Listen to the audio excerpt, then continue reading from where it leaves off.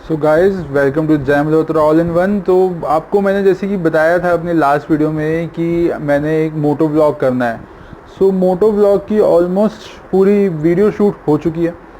जैसे मैंने single day में दिल्ली टू कानपुर और कानपुर टू दिल्ली ट्रैवल किया है, वो भी बाइक के थ्रू किया है। तो टोटल किलोमीटर्स होते हैं 455 किलोमीटर्स वन साइड है।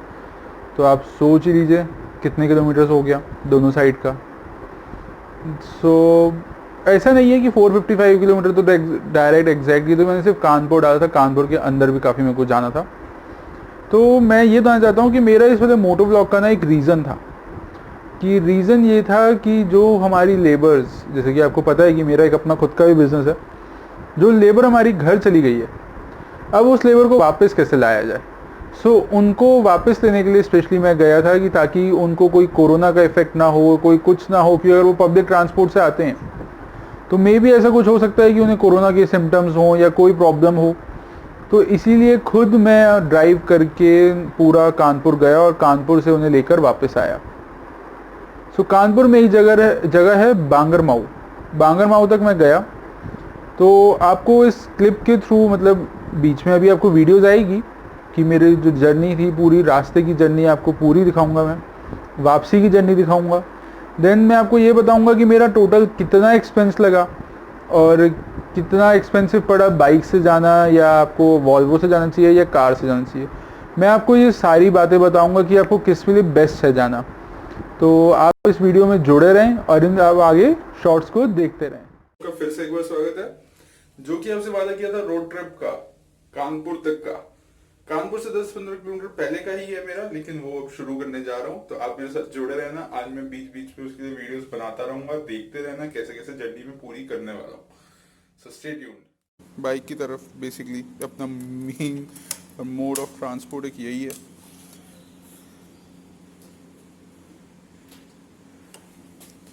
तो ऑन कर दिया जाए।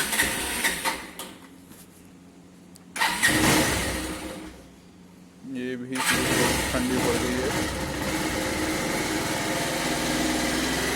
तो अब पूरे प्रिपेयर है, बाइक अपने आप गर्म हो रही है। अब देखते हैं कि क्या होता है अपना आगे का नेक्स्ट स्टेज। तो आप मेरे साथ तो हैं ही, और देखते हैं अभी रास्ता हमें कितनी देर में कवर कराता है। वैसे ये रास्ता दिखा रहा है 430 किलोमीटर, तो 30 किलोमीटर दिखा रहा है। तो अब ये पता नहीं कितनी देर में कवर होता है। वैसे तो अप्रॉक्सीमेटली टाइम 7 घंटे का दिखा रहे हैं, 7.5 घंटे का।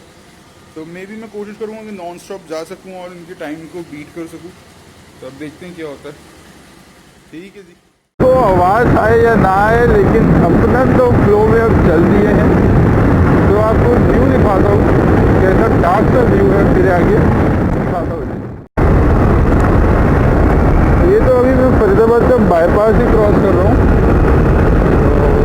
तो आज तो बस चल दिए। अब पता नहीं 11:30 तक का अप्रॉक्सीमेटली टाइम है पहुँचने का। कोशिश करूँगा कि 11:30 से पहले ही पहुँचूँ। तो अब देखते हैं कहाँ तक अपने आप को लेके जा सकते हैं। अब मैं बाइक ज़्यादा तेज नहीं चलाने वाला है। अप्रॉक्सीमेटली 60-70 स्पीड रखी हुई है। इससे इंजन पे भी ज़्यादा लोड नहीं पड़ेगा और मैं नॉर्मली सेफली पहुँच जाऊँगा अपनी डेस्टिनेशन पे। तो मैं आप सबसे भी यही रिकमेंड करता हूँ कि आप भी अपनी सेफ्टी का ज़रूर ध्यान रखा करें। देन बस अब ऐसी जर्नी में आपको हल्की हल्की अपनी साइड से दिखाता रहूँगा, जो कि मेरा फेवरेट वर्ड है, क्लेम। कह रहा हूँ कि ये रास्ता है ऐसा, इतना गंदा रास्ता है। ये गूगल मैप्स ने पता नहीं कहाँ पे बीच में घुसाड़ दिया है, कौन से गाँव से निकाल रहा है, एक तो कुछ समझ में नहीं आ रहा है। बस मैं तो अब भरोसा बंद करके, आंखें बंद करके ना बस चलता जा रहा हूँ। और ऐसा ऑलमोस्ट मैं 10 किलोमीटर का रास्ता कवर करता हुआ आ रहा था। अब देखो क्या होता है, क्या होना है, क्या होता है, वो तो ऊपर वाले के हाथ में। Hope for the best. हम अपनी जर्नी कंटिन्यू रखते हैं। ओके। अब पता नहीं ये तो कौन सी रोड है, लेकिन रोड आई मस्ट से कि रोड की क्वालिटी ना काफ़ी देर बाद जाके ऐसी आई है कि क्या बताऊँ। मतलब बिंदास रोड है, आराम से इस पर 100-150 के बीच का आप भगा सकते हो, कुछ भी इशू नहीं है। ये कनेक्टिविटी है, बस ये तरुण ताज एक्सप्रेसवे से कनेक्टिविटी है। मैं आपको दिखाता हूँ एक बार इस रोड का हाल। वो गंदी रोड तो कम से कम 20 किलोमीटर की थी, जिसे क्रॉस करने में, मतलब उसमें आप 22-23 किलोमीटर से ऊपर चला ही नहीं पा रहे थे। तो ये रोड की कंडीशन बहुत अच्छी है, इस पर आप आराम से भगा सकते हो। तो हमारा जो एस्टिमेटेड टाइम पहले आ रहा था 11:27 का, अब वही एस्टिमेटेड टाइम हमारा कम हो गया है, वो हमारा अप्रॉक्सीमेटली हो गया है 11:11 का। सो लेट्स सी, देखते हैं कि हम अपने टाइम के अकॉर्डिंग पहुंच पाते हैं कि नहीं।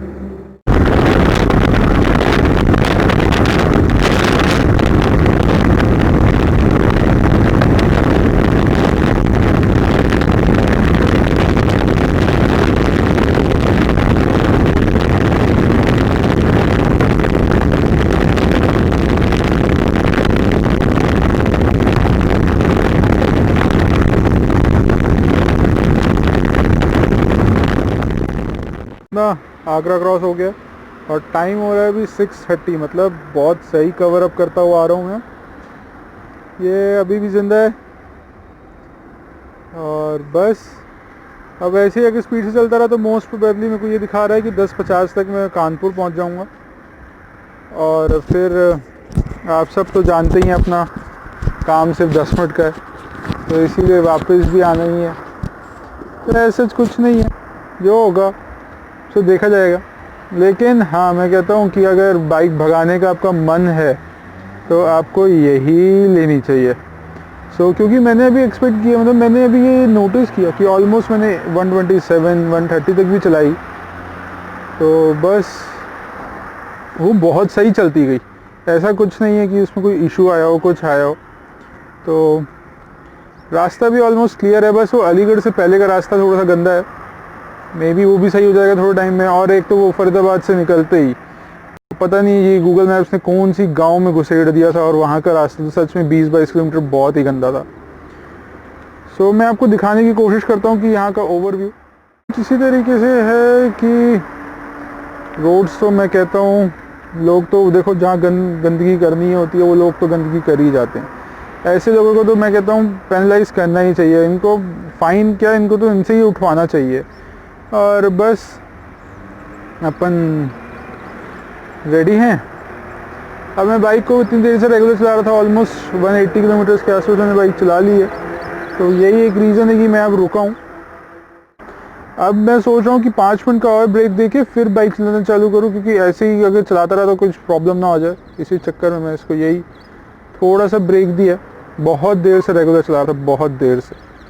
चलो अब एक बार घर वालों को भी इन्फॉर्म कर दें कि आगरा भैया क्रॉस हो गया।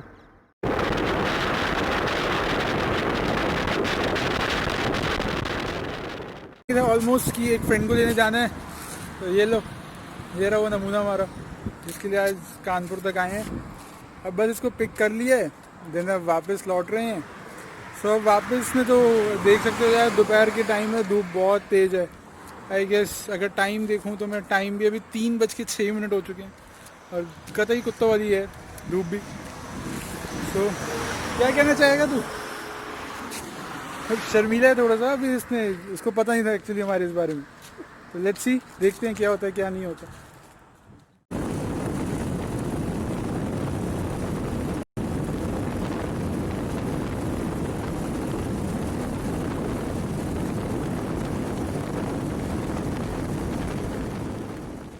बहुत चपट से बन गए हैं, लेकिन वृंदावन क्रॉस हो गया। अब कानपुर से वापस आ रहे हैं इन्हीं के साथ। ये हीरो की स्टोरी मैं आपको कल परसों में फिर ज़रूर बताऊंगा कि पूरी इसकी स्टोरी क्यों है, क्या क्यों मैं लेने गया था, क्या रीज़न है। और बस हाँ, मेरे काम से रिलेटेड है, ये चीज़ मैं आपको क्लियर बता रहा हूँ, और आपको आप थोड़ा बहुत अंदाज़ा लगा सकते हैं। वृंदावन क्रॉस हो गया। तो बहुत देर से रेगुलर बाइक चला रहे थे, इसकी वजह से थोड़ा सा बैठ गए हैं, और जैसे कि देख सकते हैं सब कुछ बंद है। पीछे इनके देख सकते हैं तो आप, सब कुछ बंद है, कुछ भी ओपन नहीं है। तो आज तो मतलब जैसे कहते हैं ना, फुल ऑन लग गई है, वही हुआ पड़ा। अब देखते हैं क्या होता है आगे। अब सोच रहे हैं कि डिनर तो फरीदाबाद में ही करें, लेकिन फरीदाबाद पहुँचते पहुँचते शायद 11, साढ़े 11 हो जाएंगे। लेट्स सी क्या होता क्या नहीं होता। अब खाना खाने की बारी आई। रात को हम आए हैं यहाँ पे धर्मा ढाबा, NIT में ही है फरीदाबाद के, तो फेमस है बहुत। देखो उसका खाना भी अच्छा है। मैंने ऑर्डर किया अभी बस paneer butter masala and roti, and उन्होंने ऑर्डर किया है मिक्स वेज रोटी। सो होपफुली आपकी मेरा जो ट्रिप टू कानपुर था, एक दिन में आना जाना, आप शायद आप लोगों को पसंद आए। लाइक करना, शेयर करना, सब्सक्राइब करना, जितना कर सकते हो ठोक डालो। बन गया तो पूरा सुबह से लेके कानपुर से लेके दिल्ली से कानपुर का ये ट्रिप बनाना बहुत बहुत बना दिया इसने। सो फाइनली मेरा ये ट्रिप कवर हो गया। कॉस्ट मेरे को बहुत ज़्यादा बड़ी बाइक से जाने की, ऐसा कुछ नहीं है कि बहुत रीजनेबल पड़ा। सो एक्सपेंसेस की बात करें तो मैंने एक्सपेंसेस अभी अभी जस्ट नोट डाउन किए हैं कि मेरे कितना एक्सपेंस हुआ। तो मेरे पास क्लियरली मैं आपको बताता हूँ कि मेरे पास बाइक है पल्सर 220F जो कि 2016 में परचेज हुई थी। सो वो मेरे पास बाइक है। तो एक साइड का फ्यूल अप्रॉक्सीमेटली 1450 रुपीज़ का लगा है। ये एक साइड का अप्रॉक्सीमेटली कह रहा हूँ क्योंकि जब मैं अकेला जा रहा था तो मतलब मैं कह सकता हूँ कि मैं बहुत ज़्यादा स्पीड से गया हूँ, ऑलमोस्ट 120, 130, इवन 135, 137 तक गया हूँ। सो उसकी वजह से आई गेस फ्यूल कंजप्शन बहुत ज़्यादा हुआ है। और साथ ही साथ मैं आपको ये बताना चाहता हूँ, जब मैं वापस आया हूँ तो मेरा ऑलमोस्ट फ्यूल तब भी 1400 का लग ही गया है। ऐसा नहीं है कि तब मैं बहुत स्पीड से आया हूँ, लेकिन हाँ फ्यूल ऑलमोस्ट कोई ज़्यादा फ़र्क नहीं आया था, 50-60 रुपीज़ का फ़र्क आया क्योंकि थोड़ा सा मैंने रास्ते में नॉर्मल चलाई। अब एक सबसे बड़ा डिसएडवांटेज मैं आपको बताता हूँ। अगर आप ताज एक्सप्रेस वे से या आगरा लखनऊ एक्सप्रेस वे से आप जाते हैं, सो सबसे बड़ा डिसएडवांटेज आपको ये है ताज एक्सप्रेस वे पे कि इन केस आपके व्हीकल में कोई प्रॉब्लम आ जाता है तो आपको काफ़ी दूर दूर तक कोई सपोर्ट नहीं है। सो इसलिए यहाँ जाने से पहले पूरी ये कोशिश करो कि आपका जो व्हीकल है वो बिल्कुल परफेक्ट कंडीशन में हो, पहले ही उसकी फिटनेस चेक करा के ले जाओ। और यही same Agra Lucknow express way पे भी है। इवन वहाँ तो आपको कोई शेल्टर भी नहीं है, 100 किलोमीटर के बाद एक शेल्टर है या फ्यूलिंग स्टेशन है, वहाँ पे आप अपना बाइक का रिफ्यूल करा सकते हैं। इन केस अगर आपकी पेट्रोल पंप क्रॉस ही हुआ है और आपकी बाइक पंचर हो जाती है या कोई एक मेजर फॉल्ट आ जाता है तो 100 किलोमीटर से पहले आपको कुछ नहीं है। मतलब फॉर एग्जांपल क्या 50 किलोमीटर्स पे आना, ना इधर जा सकते हैं ना उधर जा सकते हैं। सो उसके लिए आपको ये सबसे बड़ा एक डिसएडवांटेज है। तो उसके लिए पहले से ही अपना एक बैकअप लेके चलो। और मैं तो ये कहूँगा कि आप बाइक से या अपने व्हीकल से ट्रैवल करने का थोड़ा सा अवॉइड ही करो, क्योंकि मैंने ये देखा कि जब बाइक में फ्यूल ही 2900 का लग गया, ऊपर से मैं एक दिन पूरा आना जाने में थकान ज़्यादा हो जाती है, एक इतनी बाइक चलाने में इंसान थक ही जाता है। सो मैंने उस दिन बाइक अप्रॉक्सीमेटली क्योंकि थोड़ा सा अंदर भी गया था तो 1000 किलोमीटर्स के आसपास, 960 ऑलमोस्ट किलोमीटर्स के आसपास चलाई है मैंने। तो जैसे कि मैं वहाँ पे पहुँचा ही था, पहुँचने के 10 मिनट बाद ही मैं वापस तुरंत लौट लिया हूँ। ऐसा कुछ नहीं है कि मैं बहुत देर का स्टे किया, क्योंकि मुझे वापस भी सेम डे ही आना था। और मैं आप सबको ये इसलिए कह रहा हूँ कि वहाँ पे ट्रेन या बस से जाना इसलिए बेनिफिशियल है क्योंकि आपको इससे एक्सपेंस की cost cutting, basically cost cutting की बात है, इन केस अगर आप किसी को लेने ही जा रहे हैं तो। अदरवाइज आप फ़न के लिए जा रहे हैं तो मैं कहता हूँ उनसे अच्छी रोड कोई नहीं है। आपको वहाँ ट्रैवल करने में बहुत मज़ा आएगा, कोई एक स्पीड रोड पे कोई प्रॉब्लम नहीं है।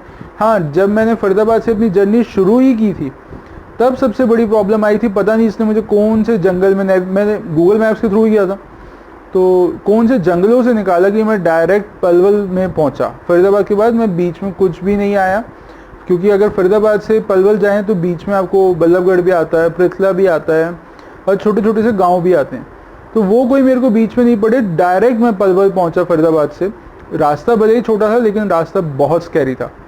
तो मैं आप सबसे यही कहता हूँ कि गूगल मैप्स पे भी आप भरोसा कर सकते हैं, लेकिन आप ये कोशिश करना कि थोड़ा सा अगर लंबा रास्ता है ना तो उसको पकड़ो, अदरवाइज ये आपको पता नहीं कौन कौन सी जंगलों से ले जाता है। ये मैंने आपको पूरा इस वीडियो में आपको दिखाने का कोशिश किया है और ये एक्सपेंस हैं जो मेरे लगे हैं, होपफुली आपको विजिबल होगा।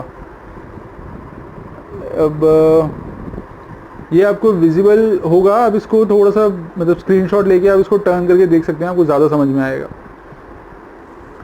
तो जितना भी था ना, मैं कहता हूँ मज़ा बहुत आया। ऐसा नहीं है कि मेरी बाइक ने मुझे प्रॉब्लम की, कुछ प्रॉब्लम की, लेकिन बस मेरे को डिसएडवांटेज यही लगा कि आगरा लखनऊ एक्सप्रेस वे पे इन केस अगर आपको बारिश भी आ जाए हल्की सी तो आपके पास कहीं रुकने के लिए कोई शेल्टर नहीं है, आपको बस कंटिन्यू राइड ही करते जाना है। आप भीगते रहोगे, आपके पास अगर डिवाइसेस हैं तो वो ख़राब हो जाएंगे, लेकिन आपके पास कोई वो नहीं है ऑप्शन कि आप उनको कहीं बचा सकें या आप कहीं रुक के थोड़ा सा बारिश रुकने का वेट कर सकें। तो मैं यही एक गवर्नमेंट से थोड़ा सा ये कहना चाहूँगा कि आप कोशिश करके गवर्नमेंट तक ये मेरी अगर वॉइस पहुँचती हो तो ये ठीक है, तो थोड़ा सा उस रोड पे शेल्टर का करें। और बाकी सब उस रोड पे बहुत अच्छा है, ऐसा कुछ नहीं है कि कोई प्रॉब्लम है, तो आप इजीली वहाँ पे जा सकते हैं, कोई दिक्कत नहीं है। तो आप मोटो व्लॉग आपको कैसा लगा मेरा, तो ये आप सब मुझे आप ही बता सकते हैं। तो इसके लिए आप इस वीडियो को लाइक करें, शेयर करें, कमेंट करें, जितना कर सकते हैं उतना करिए। मैं आपसे अब मिलता हूँ।